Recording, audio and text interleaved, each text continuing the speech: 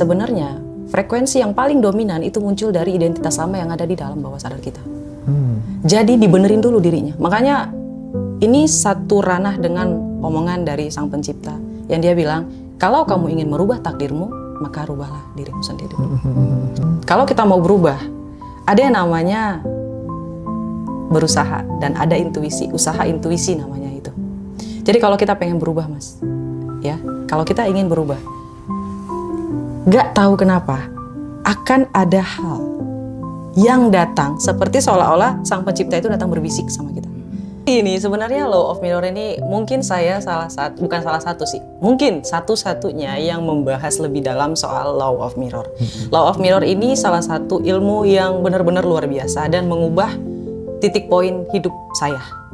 Nah, dari Law of Mirror saya baru tahu kalau apa yang kita alami dari kegiatan, dari peristiwa, dari perasaan yang selama ini kita alami di masa lalu, bahkan di hari ini, itu menciptakan trauma. Nah, trauma ini dominan di dalam identitas lama kita di alam bawah sadar. Oh gitu? Yes. Dan ini mempengaruhi apa yang kita lakukan, apa yang kita rasakan, dan apa yang kita pikirkan, Mas. Contoh, kenapa orang baik selalu tersakiti? Kenapa? Law of Mirror bekerja di sini, Mas. Biasanya orang baik itu cenderung ya merasa semuanya itu tanggung jawab mereka. Mereka cenderung merasa tertekan. Nah, kecenderungan ini menghasilkan energi negatif. Energi negatif ini ketika selalu berulang, mereka akan masuk ke dalam identitas lama yang ada di bawah alam bawah sadar. Yes, dan alam bawah sadar ini sangat dominan. Misalnya nih Mas nafas, sadar nggak? Nggak sadar. No, you are not. Kamu nggak sadar sama sekali, right? Mas nggak akan sadar. Kalau sadar mati soalnya. Masuk. Jadi ketika seseorang itu secara nggak sadar, mereka terpengaruh oleh identitas lama ini. Jadi misalnya pun mereka bilang, aku ingin sukses, tapi di dalam identitas lamanya mereka takut. Mereka takut bermimpi karena mereka terlahir nih, misalnya kayak saya terlahir di keluarga yang, mohon maaf, saya miskin. Saya nggak menyalahkan orang tua, saya udah move on, saya udah memaafkan, udah nggak ada dendam sama sekali. Dan keluarga saya juga dulunya memang bukan keluarga yang harmonis kayak gitu ya Mas ya. Cuman semakin saya mempelajari ilmu energi, di situ saya sadar mereka tidak bersalah. Mereka juga terpengaruh dari orang tua. Mereka adalah seorang anak sebelumnya. Nah, kekurangan orang tua saya adalah mereka tidak tahu bagaimana cara memutuskan karma itu. Yes, kalau misalnya orang lain bilang karma, kalau saya bilangnya Law of Mirror. Karena Law of Mirror ini terlalu detail dan lebih mudah dipahami. Kayak gitu Mas. Dan banyak nih orang yang merasa heran kenapa mereka itu selalu ketemu dengan orang-orang yang mempunyai masalah sama. Right, itu betul. Kenapa ya? Jadi sama kayak tadi, identitas lama ini nih, ya Mas ya, kan tersimpan nih di dalam alam bawah sadar kita, right? Nah, nervous system kita Mas, ini nih yang paling krusial banget.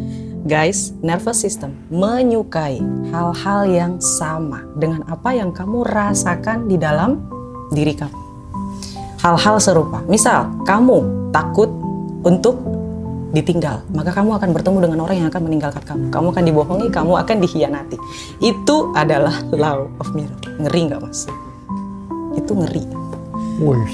Yes. Sampai sejauh itu ya? Sampai sejauh itu. Jadi kalau misalnya nih kita terlahir di keluarga miskin, Mas kebayang nggak? Ketika kita terlahir di keluarga miskin, kita nggak pernah tahu rasanya duduk di sofa mahal. Kita nggak pernah tahu rasanya tidur di tempat tidur yang bagus. Kita nggak pernah tahu pendidikan yang bagus di luaran sana. Kita nggak pernah tahu. Jadi realita kita itu semuanya tentang hal-hal yang negatif. Makan harus kerja dulu.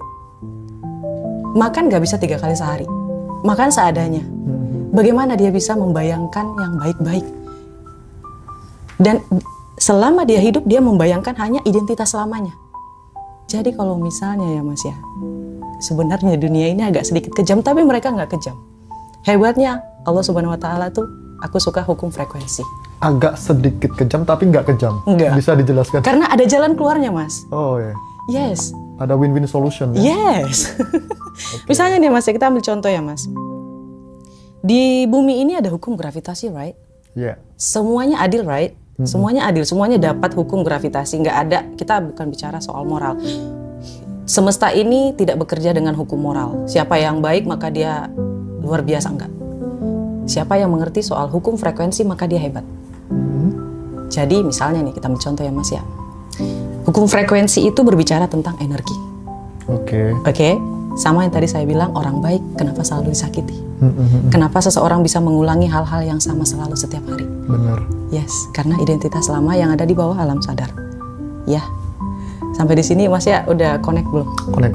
Oke, jadi biar saya lebih gampang jelasin. Karena maklum kadang wanita itu suka mengulang-ulang. Ini ya namanya wanita ya. Jadi kalau orang ini depannya tidak bilang, iya saya paham Mbak. Jadi kita ngerasa kayak mana gitu kan, dominan perasaan kayak gitu ya Mas ya. Oke, sampai di mana tadi? Itu kan? Connect dalam ke alam bawah sadar kita. Iya betul. Jadi karena semesta ini bekerja dengan hukum frekuensi yang kita sampaikan kepada semesta, mereka saling tarik-menarik dengan frekuensi yang sama. Mungkin semua motivator, semua praktisi ilmu juga mengatakan hal yang sama, right? Tapi sebenarnya frekuensi yang paling dominan itu muncul dari identitas lama yang ada di dalam bawah sadar kita. Jadi dibenerin dulu dirinya. Makanya ini satu ranah dengan omongan dari Sang Pencipta yang dia bilang, kalau kamu ingin merubah takdirmu, maka rubahlah dirimu sendiri. Itu betul Mas. Dirubah dulu di dalam dirinya. Kalau nggak akan bisa. Sudah diterangkan juga ya? Yes, kalau nggak akan bisa sama sekali. Bukan karena dia miskin ya, bukan karena dia malas, bukan karena dia tidak berpendidikan, enggak. Tapi karena tidak mau berusaha untuk merubah sesuatu yang sudah ada di dalam dirinya. Oke. Lalu bagaimana hukum cermin bekerja dalam relasi dan kehidupan? Oke, sebenarnya ini akan aku bahas dalam seminar aku, cuman khusus untuk ngaji Roso aku kasih. Terima kasih Kak Roma. Iya, jadi sebenarnya beberapa tadi aku sudah spill sebenarnya. Dalam seminar aku nanti akan dibahas sebenarnya masih ada cara bagaimana sih supaya kita itu bisa mengulang identitas yang lama kita masukin. Kita memang nggak bisa mengubah serta-merta, tapi kita bisa mengubah dengan sedikit demi sedikit. Misal, terkadang ya Mas ya, sebagai contoh saya terlahir di keluarga yang ya apa adanya gitu. Dan ketika saya masuk ke dalam mall, pasti saya was-was. Bukan jalan di tengah aula mallnya, bukan, tapi masuk ke tempat yang saya tidak pernah masuk. Di mana kemewahan itu begitu menguar kayak gitu. Tidak ada yang salah dengan saya sebenarnya. Tapi identitas selama saya tidak terbiasa dengan hal itu. Ya, itu salah satu contoh ya Mas ya. Karena saya perempuan, namanya perempuan suka shopping. Jadi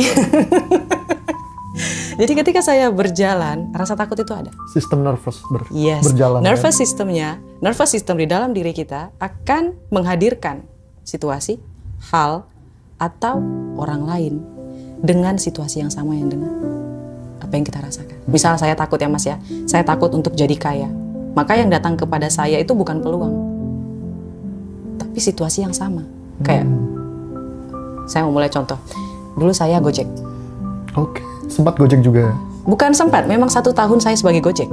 Keren banget. Coba sebutin Mas peran. Mungkin saya udah ngelakuin banyak hal pekerjaan. Serius. Saya pernah jadi cleaning service di toilet. Semua sudah saya lakuin. Bukan karena kekurangan uang ya Mas ya, bukan.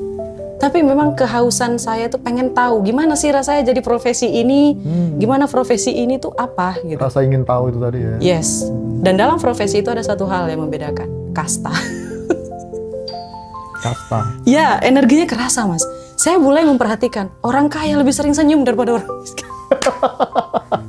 Mohon maaf. Itu lebih sering senyum Mas. Faktornya itu apa kira-kira? Mungkin tidak ada rasa khawatir Mas.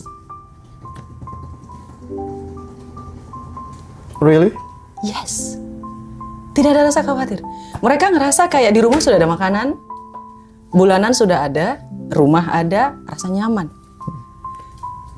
Dan mereka itu nyaman dulu baru terbiasa. Sedangkan kebanyakan orang yang ekonominya sulit, yang di bawah, mereka terbiasa dulu baru nyaman. Oke. Mereka terbiasa untuk makan apa adanya, lalu mereka ngerasa mereka nyaman. Dan ketika mereka nyaman, disitulah yang paling bahaya Mas. Identitas lamanya masuk. Oke. Dan itu susah ya untuk Yes, bahkan ada mas yang tiba-tiba kaya nih, udah terbiasa hidup sederhana, tidur di bawah, boleh kan pakai tikar. Ketika dia kaya raya, dia nggak bisa tidur di atas kasur. Dia tidur di bawah. Iya benar. Ada. Betul banyak. Karena identitas lama itu ya. Yes, betul mas. Nah, cara mengubah, misal nih yang Kak Roma tadi katakan ada yang namanya nervous system atau sistem nervous itu bisa nggak diubah menjadi confident system? Bisa dong, bisa. Caranya? Berani. Surprise, kejutan mas. Jadi kejutan maksud saya itu adalah kamu berani melakukan hal yang tidak pernah kamu lakukan sebelumnya. Awal-awal saya melakukan seminar online, saya nyanyi depan umum mas. Oke. Sebelum saya sampai ke sini, saya berbicara kayak orang gila di dalam kamar, terus ditemenin sama teman-teman saya, salah satunya sekretaris saya juga. Oke. Jadi ngedengerin saya ngomong kayak orang yang lagi ngomong sama orang lain kayak gitu. Harus mengingat, bukan menginginkan ya mas ya, tapi mengingat. Ah ini udah panjang nih, larinya malah ke law of attraction, sorry. Pertama tadi adalah melakukan sesuatu hal yang belum pernah kita lakukan, surprise yourself. Kejutkan diri kamu sendiri dan berani melakukan hal yang belum pernah kita lakukan sebelumnya. Oke. Kalau kita takut melakukan sesuatu, lakukan. Itu pertanda mas, itu intuisi. Kalau kita mau berubah, ada yang namanya berusaha dan ada intuisi, usaha intuisi namanya itu. Jadi kalau kita pengen berubah mas, ya, kalau kita ingin berubah, gak tahu kenapa akan ada hal yang datang seperti seolah-olah sang pencipta itu datang berbisik sama kita. Misal, kayaknya enak ya punya mobil. Terus tiba-tiba ya mas ya, dalam logaritma mas taruh mungkin memang ada mic di dalam, terus dia ngedetect apa yang mas inginkan. Enak kali punya mobil, terus tiba-tiba ada mobil, iklan mobil gitu ya. Nah itu salah satu contohnya. Terus tiba-tiba suatu hari nanti ada temen yang mau jual mobil, kamu mau ngambil nggak mobil aku? Mobil aku bagus loh kayak gini, aku lagi butuh duit, misalnya kayak gitu. Atau masnya tiba-tiba pengen belajar mobil, yang sebelumnya belum pernah belajar mobil. Oke. Itu intuisi. Dan itu kita harus berani lakuin. Misal kita ingin berubah, terus tiba-tiba ada iklan seminar aku, misalnya kayak gitu. Kalau nggak muncul video aku di algoritma mereka kayak gitu.